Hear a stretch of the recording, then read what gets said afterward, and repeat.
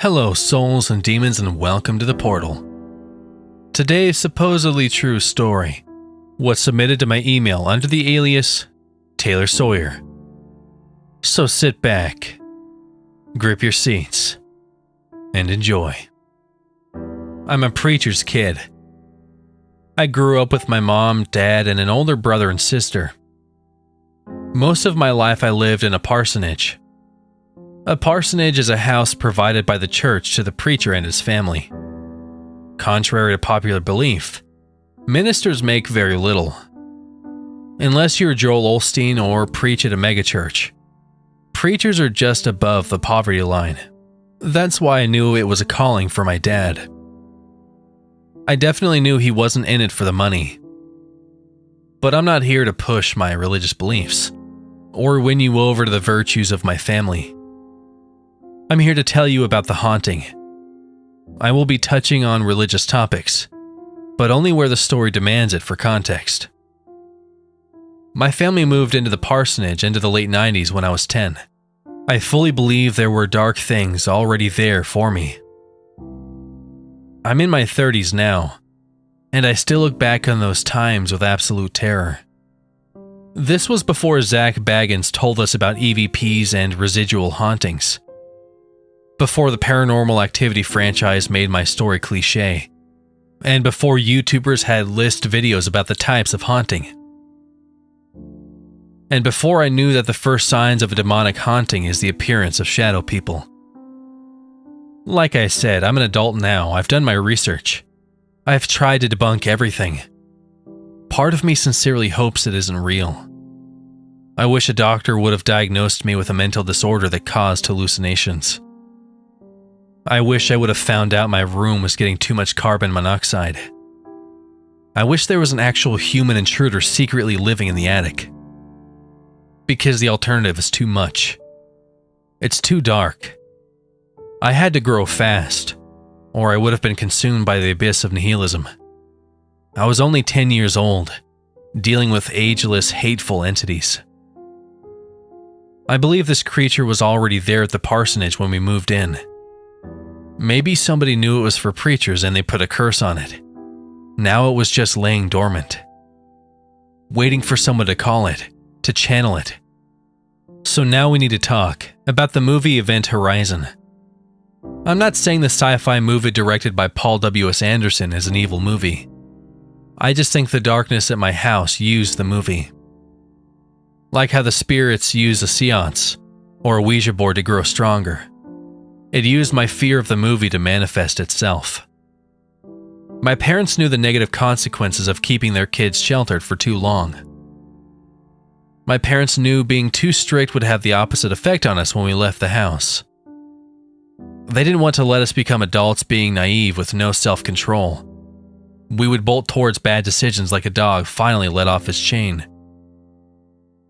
So I grew up on Terminator 2, edited for TV Jason movies, and all the diehards also edited for TV. I love the Aliens and Predator movies, and Doom 64 was my favorite game on my Nintendo. So you can see why me and my brother wanted to rent Event Horizon after seeing the previews, which makes you think aliens are the bad guys. Well, spoilers for a 20-year-old movie. It's not aliens, it's hell. Like the literal hell from the Bible. Think of the horrors of the warp from Warhammer 40k. I won't spoil it any further for those wanting to see the film, but there is one scene in particular that effed me up. If you've seen the film, you know the scene I'm talking about. The scene shows people being tortured in hell. I actually love the movie now and own the Blu-ray, but that scene scared the shit out of 10-year-old me.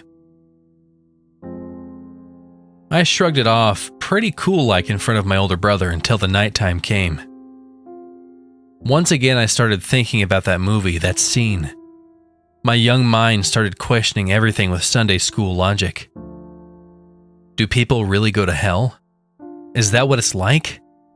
What if we all go to hell? What if I do? How do I even comprehend eternity? What if there is no heaven, only the darkness afterward? Only hell. I was having an existential crisis before I hit puberty. This wasn't like all the other spooky movies I had been scared by. This was crushing. And then the physical things started happening. My eyes wouldn't adjust to the lack of light in my room. There was pitch black darkness all around me. I started to shiver in my bed because it was cold all of a sudden. I felt cold tendrils snaking up my leg, chest, and finally shoulders. Me and my brother shared the same room, but I was too scared to call out for him. It felt like the darkness was right in front of my face.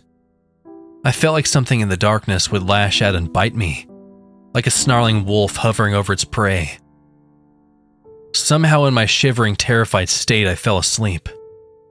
The dream I had was vivid and grim. In my dream, I was standing naked in a forest. A great tree stood in front of me. It stretched high into the sky like a building. I could see dots of color up in its green tree limbs. It was bearing fruit. I knew, like you do in dreams, that I was in the Garden of Eden, and this was the tree of knowledge of good and evil. Beside me stood Adam and Eve, both naked and afraid. That's when I noticed I was naked and cold and scared also. I could feel the cold wind against my skin. Suddenly, vines shot up the tree. Giant Jack and the Beanstalk vines with giant foot-long horns protruding out towards them. The vines spiraled all the way up the tree, strangling it. The thorns on the vines jutted out in every angle, making the vines impossible to climb. I saw glistening liquid dripping from the tips of the horns. Somehow I just knew it was poison and it would kill me on contact. Then I heard a voice from up far in the tree. Adam and Eve, and I, looked up to see a gigantic snake staring down from the tree branches. The snake's massive red eyes glowing down at us like spotlights. "No salvation for you," the snake hissed down at us, venom in its voice. "God has forsaken you, and we will all burn together."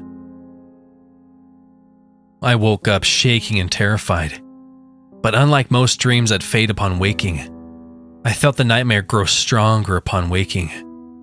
It felt like there was a presence in the room with me now. Think of the feeling you got where your teacher asked you to do a problem on the chalkboard, and you could feel the entire class staring at your back. Or when you walk by a yard with an aggressive dog in it. The dog only kept away by a fence. You can feel the violent intent directed towards you. You can feel the eyes on you. It felt like it was in my closet, or in the dark corner, or maybe on the roof above me, or it could be peeking at me from the foot of my bed. This night was when the waking nightmare began. I was scared all the time.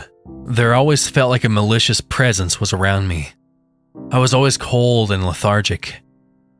The cold was a lonely cold. I felt like hope had been stripped from me. I could not think of anything happy or warm. My optimistic childhood mindset had been ripped out of me. No matter how much I tried, my mind always returned to the hopeless and lost feeling. I just didn't have the mental maturity to fight through it. From what I can recall, this went on for at least 6 months. My parents noticed something was different, and when I told them how I felt, they just thought I'd been spooked by a scary movie and I would get over it. So a couple of lonely and scared months passed. I talked rarely and always wanted to be around someone, so I didn't feel alone with the presence. I think I started getting better when summer ended and I went back to school. For most of the day I was surrounded by classmates and friends, but the darkness always returned to my heart when I got home.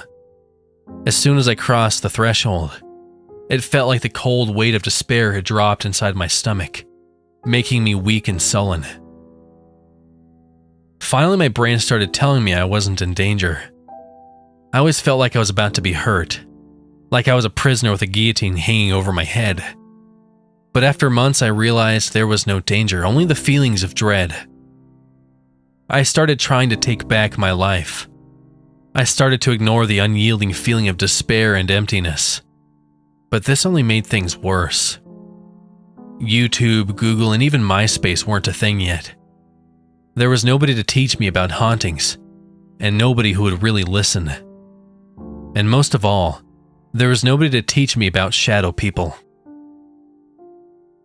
I think ignoring whatever entity upset it. Like a petulant child, it wanted all of my attention. So it started acting out more. It started trying to get me afraid again. It began trying to steal my joy. It was trying to get me to think about it every day. Trying to get me to worship it in its own vile way. So let me set the scene for you.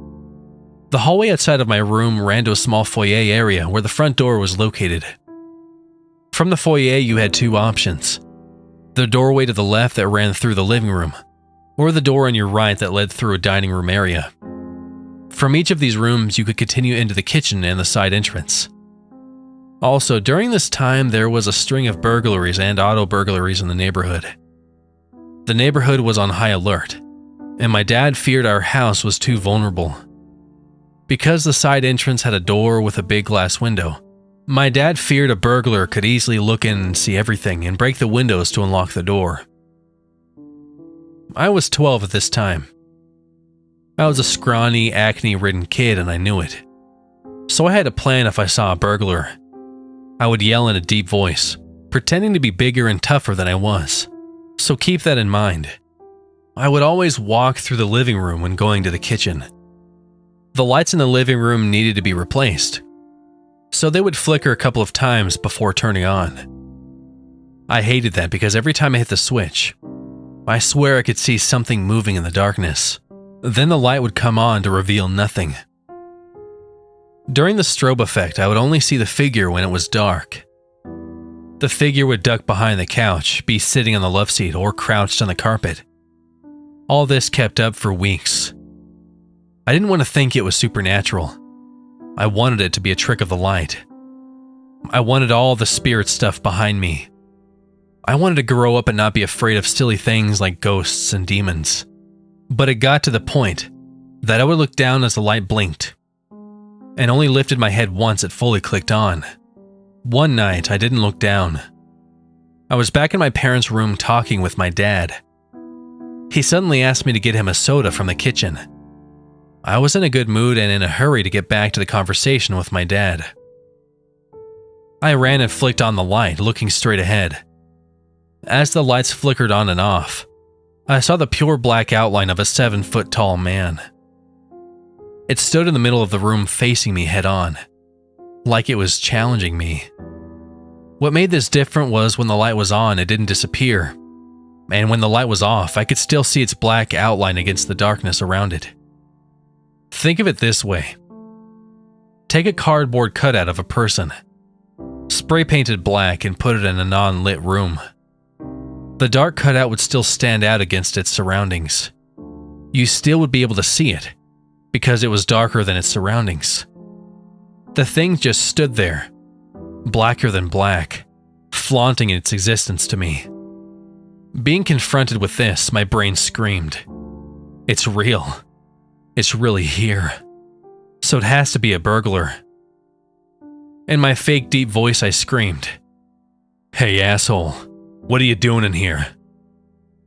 The thing stood there for a while, and I was hit with a sudden realization that it wasn't a man, but a featureless shadow. It slowly floated backwards, never turning from me, as the light flickered. It eventually drifted around the corner into the kitchen and out of my view. Only then did the lights turn on. My dad heard me scream and came running. I told him I saw a person so I wouldn't look crazy. My dad searched the house and checked the side door. The door was still locked. Let's just say that my parents didn't take me very serious with the spooky stuff. It was only 10 years later that my mom admitted something supernatural was happening. But that's its own story. And my dad half admitted that the house felt different. Even now I can't explain it. I thought maybe I was hallucinating or had mental problems. I'm not saying these things are a blessing, but at least I could get medication or do something to help end the nightmare. I don't want any of this to be real. I hope one day I can debunk all of it. I never saw the shadow people anywhere else but the parsonage. And worst of all, family and friends started seeing them too. I have a lot more stories in the parsonage. I'm willing to share them if there is any interest.